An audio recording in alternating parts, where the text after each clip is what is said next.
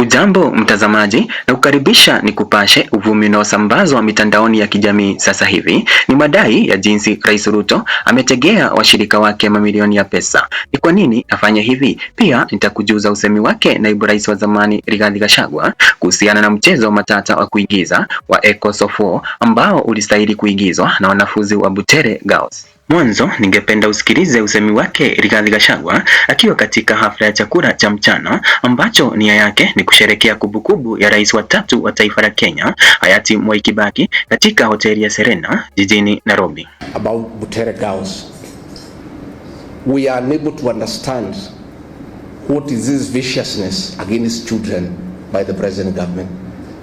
Now I'm looking at General Gichangi here and I want to say, if General Gichangi was the director of NIS, that play would not have been banned in Nakuru if it had to be banned. Because it came all the way from the sub-county, nobody noticed.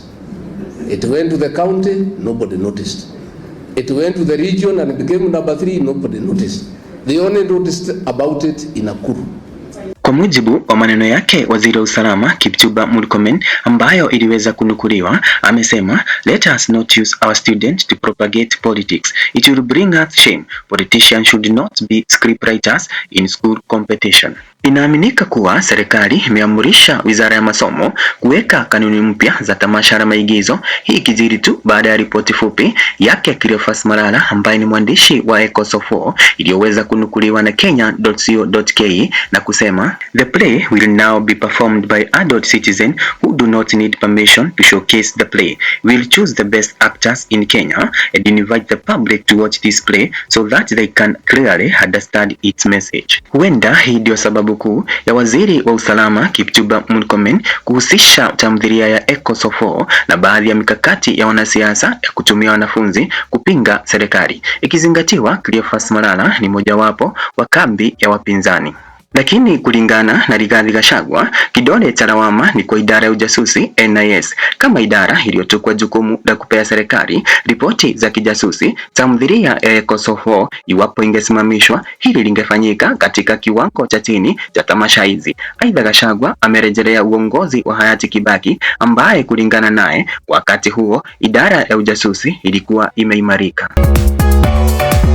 Kwingineko ni kwamba washirika na wanachama wa UDA akiwemo mbunge wa Nyali Mohamed Ali ametishia kujiondoa kwenye chama tawala cha UDA, kizingizio ikiwa uchaguzi wa chama umehujumiwa. Lakini mtazamaji, duru za kuaminika zinaarifu ya kwamba Mohamed Ali tayari amepanga kukutana na Rigathi Gachagua kwenye makazi yake ya Wamunyoro kabla ya uzinduzi wa chama kipya cha kisiasa. Kwa mujibu wa chapisho moja kwenye mtandao ya kijamii ambayo ni nukuu ya maneno yake Eric Wamumbi, mbunge wa Madera na mshirika mkuu wa Rais Ruto, amesema, after careful consideration, I have decided not to seek re-election in 2027. I express my gratitude for opportunity to serve, but I have chosen to relinquish my seat to other aspiring candidates. Mtazamaji, ningetaka kufahamisha ya kwamba uvumi na mandai inayosambazwa mitandaoni ya kijamii hata ingawa haijaidhinishwa na idara husika ya kiserikali ni kwamba Rais Ruto baada ya ziara yake katika eneo la Mlima aliitisha mkutano wa dharura katika Ikulu ambapo walikubaliana mamilioni ya pesa itatengewa washirika wake katika eneo hilo la Mlima, lengo likiwa ni kukabiliana na Rigathi Gachagua na mpinzani yoyote kwa serikali kutoka eneo hilo.